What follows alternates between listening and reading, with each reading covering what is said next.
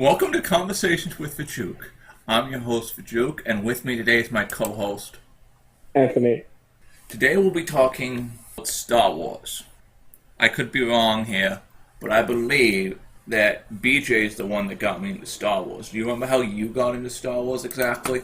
I think it was a combination of my father and then Etienne. Did you actually watch the original trilogy, or did you watch Special Edition? The first time I saw it, it was the original trilogy, and then the special edition came out shortly afterwards. I personally don't remember if I have seen the original unremastered trilogy. And when you're talking about the remastered, you're talking about like the 80s remaster or the 97 like the 90s remaster? Both. Okay. Okay, I think I may have seen the 80s version originally, and then my parents gave me the 90s re-release on VHS. What is the last Star Wars movie that you saw, no matter if it was theater, Netflix, or DVD, or VHS? It may have been The Last Jedi. Do you still enjoy The Last Jedi? Well, I didn't enjoy it when I saw it in theaters. It was a very weird movie experience seeing The Last Jedi in theater. I've seen it twice since. I've seen it once on Netflix, and I've seen a re-edit that was posted to the original trilogy.org. Is the re-edit better than the original cut, or is the original cut better? No, so the one on the original trilogy.com was a lot better. They had removed a lot of the fluff. They had changed a couple of the scores in the film. They'd taken out a lot of the humor that wasn't really required. They took out a lot of the Canto Bite scenes, which was just added fluff. And then I think they added in a deleted scene, if I'm not mistaken. Correct me if I'm wrong here, but what you're saying is that Episode 8, The Last Jedi, had bad humor and too much fluff? Oh no, it's a mess of a film. Destroys the legacy of characters. It makes certain characters irrelevant.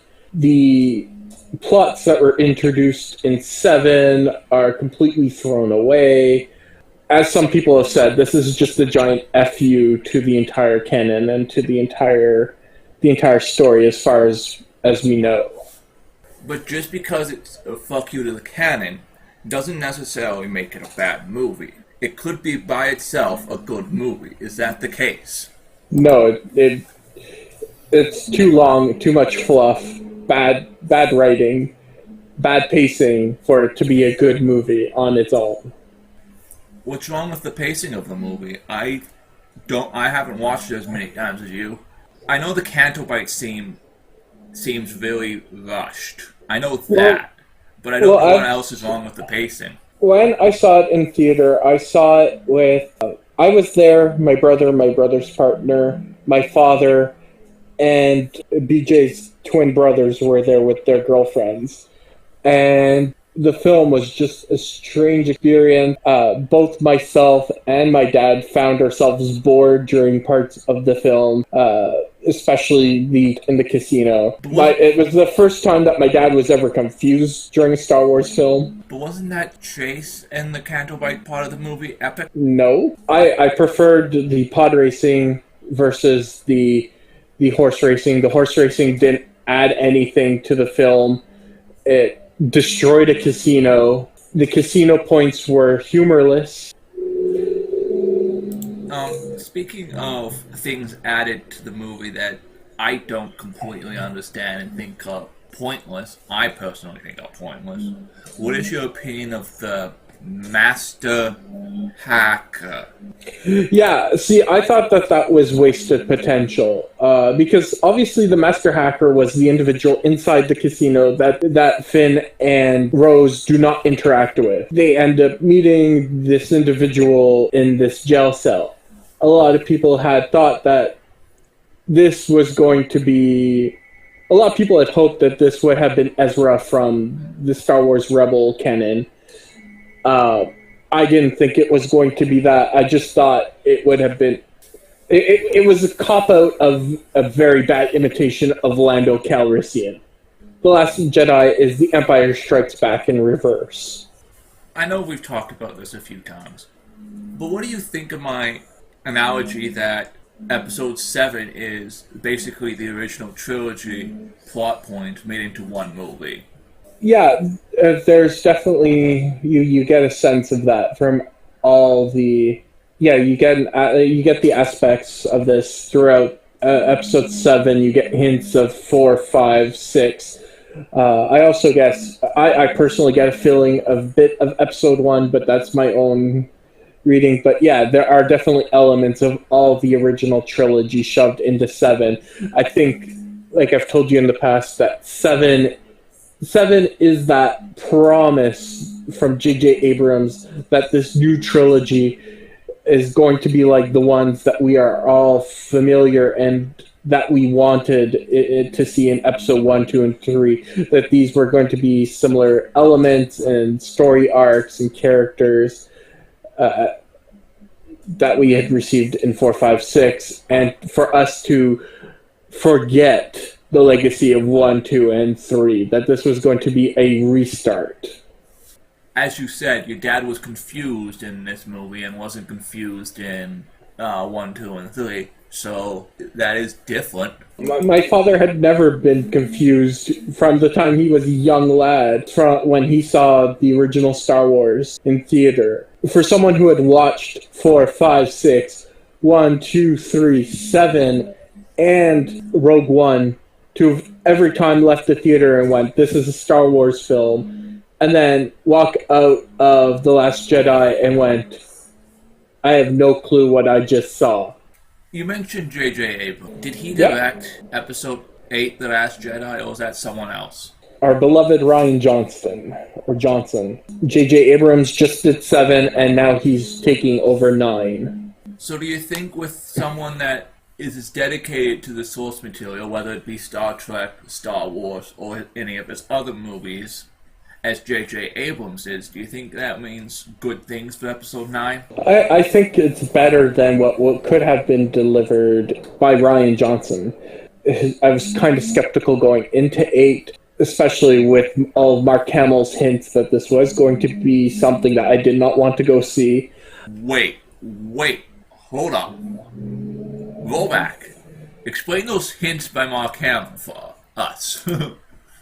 Mark Hamill had made it perfectly clear the Luke Skywalker that was presented in 4, 5, and 6 was not going to be the same character as in episode 8. He was quite discouraged that Luke had lost his hope, that throughout 4, 5, and 6 he had always been able to see the hope in everything, regardless of how hopeless it was.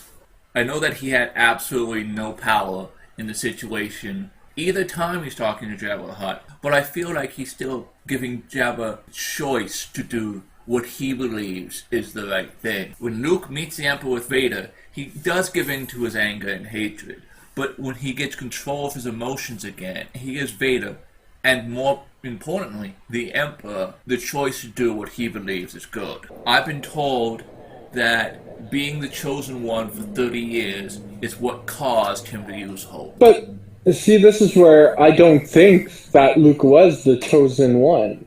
The chosen one was his father. It was Anakin. They quite explicitly state that the chosen one, the whole theory and history behind it, is not the fable that's being perpetrated throughout 4, 5, 6, and 1, 2, 3 about the chosen one, and that it is Anakin who is the chosen one. It's not Luke. Luke completes Vader's circle, or Anakin Skywalker's circle, to redemption. I've never actually done this. I don't watch many Star Wars movies for even years before Episode 7 came out. I just stopped watching Star Wars movies. But have you ever watched Star Wars in the machete order?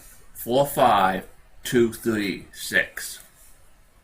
No, I generally try to see it in chronological order. So 1, 2, the Clone Wars, 3, 4, 5, 6, and then I've now added in 7, and then I've seen 7 and 8 in that order. I have added in Rogue One in the proper place? I haven't been able to add in Rogue One yet. I do not own it. I plan on owning it soon. When you get Rogue One, the physical copy of Rogue One, I assume you only have a physical copy of the episode 7. Yep. But when you get a copy of Rogue One, will you watch 1 through 7, including the Clone Wars movie and Rogue One in the proper place? Yes, and once Solo is released, I'll add that in as well. I haven't seen it in theaters yet. I was just told it wasn't necessary to go see it in theaters, so I was going to wait. It's much like Rogue One. I didn't go see that in theaters until people told me, no, you've got to go see it. This is good. You mentioned earlier that your dad is a huge Star Wars fan. Yep. Did he see Han Solo in theaters? And if so, was he confused by Han Solo? No, he hasn't seen Solo. I don't know about the Clone Wars TV show or the Rebels TV show. I haven't watched much of either. But I know from the holiday special, episodes 5 and 6, Boba Fett is a chump. It's the best way to describe him. There are some story arcs in the Clone Wars for Boba Fett that that develop him as a child, and he's seen as quite a cunning mind. If Boba Fett is such a good character with good background, why in the holiday special is it C-3PO that outwits him? That I can't answer. The holiday special though is no longer canon. I don't know if it ever really was canon. George Lucas liked to disavow it right away. But yes, it is our introduction to Boba Fett. I think the old EU legends, were definitely kinder to Boba Fett.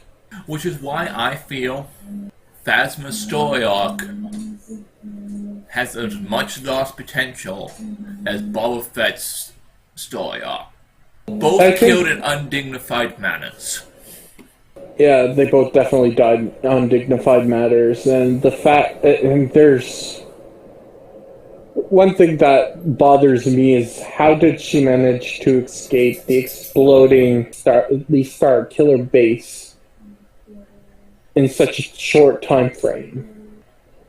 The Star Killer base targets those planets because they're major Republic planets, but also because the fleets are around them and blowing them up will also blow up the fleets. I get that. But then Star Killer base blows up and the New Order loses all those troops, that they still have enough troops to be a threat. Well, in episode 8, we don't see how strong their actual land game is. We see Capital Starship, we see the new AT Walkers, but we don't actually see how many garrisons of troops they actually still have remaining. They could have a very low number of troops. They just have they had a lot of pilots. I think it would be a great twist. The Resistance doesn't win in episode 9. We both know that's not going to happen, but I feel like it should. I'm hoping that a third party comes in and defeats both of them while they're weakened in this new weakened state. So you want the Hutts to come in and rule the galaxy? No, well, they've kind of hinted in in Rebels and in Clone Wars and even in the old EU, that there are threats from beyond the galaxy. I'm not hoping for the Yuzan Vong, but they have hinted at there being other races out there other than the Yuzan Vong. So I'm hoping that something like that comes in and forces the Resistance and the New Order to join together to defeat this new threat and once and for all end this petty differences between the Resistance and the New Order. Because the leadership of both organizations is... Do you know where Lando Calrissian, Wedge Antilles, others, famous Alliance heroes besides the main three, were during episodes 7 and 8? So Lando, I don't think we know as of yet, but we know he'll be showing up in episode 9. Wedge, on the other hand, has made it into the Aftermath books. I've only read the first book, but I know we haven't seen him in either movie. Didn't you, in past conversation, mention that you knew somehow that he had PTSD? Yes, so that had definitely been mentioned.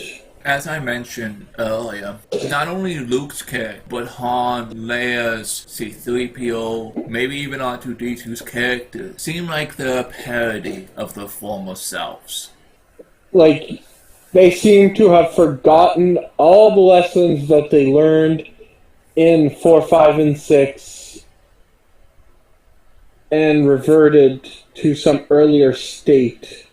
Luke, who learned that he, Luke, the master of the new Jedi way, the new way to do the Force. Something happens within these 30 years that force him to go into hiding and question everything that he's ever been taught. I was gonna say, Luke, the new way to do the Force, the new way to teach the Jedi, does exactly what his two mentors did. Reverted to what his two mentors did. Instead of doing his new way, reverts to the old way of hiding. Well, no, Obi-Wan was in hiding to protect Luke. He wasn't in hiding for his own gain. And Yoda was in hiding, I guess he didn't want to take the Empire on himself. That he thought that was a futile task. Wedge Antilles was a very key character. In the old canon, in the Legends, in the X-Wing series. Even in the movies, he's a key character. He's in the a key movies, character in the Battle of Yavin. He's a key character in the Battle of Hoth. He's a key character in the Battle of Endor. And he's also been added into Star Wars Rebels. So he's a semi-important character in that series. He's a reoccurring character. I'm really worried that they won't understand. Thrawn is a military genius that realizes that the Force is a tool and not something to rely on all the time, like the Empire or Vader or Luke. He realizes it is a tool to get one of many tools that when used. You mentioned that Thrawn is going to make his movie. You mentioned before that Thrawn is going to make his movie debut in Episode 9. In the Thrawn trilogy, Thrawn will not winning at the end of the day changes the universe just by existing. Yep.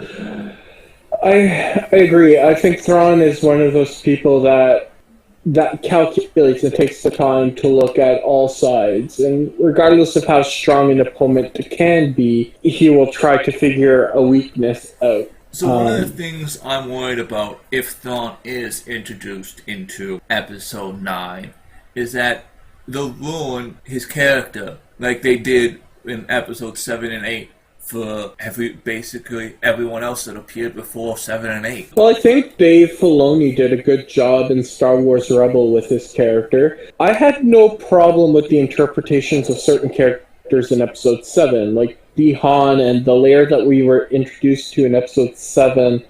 Regressed. They felt like Han and Leia from the beginning of Episode 5, not the end of Episode 6 to me. So, why do you like them?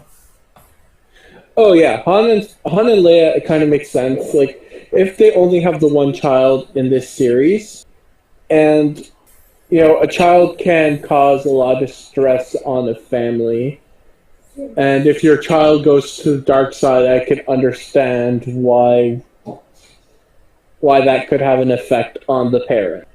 So are all your issues with Episode 8, then you don't have any issues with Episode 7?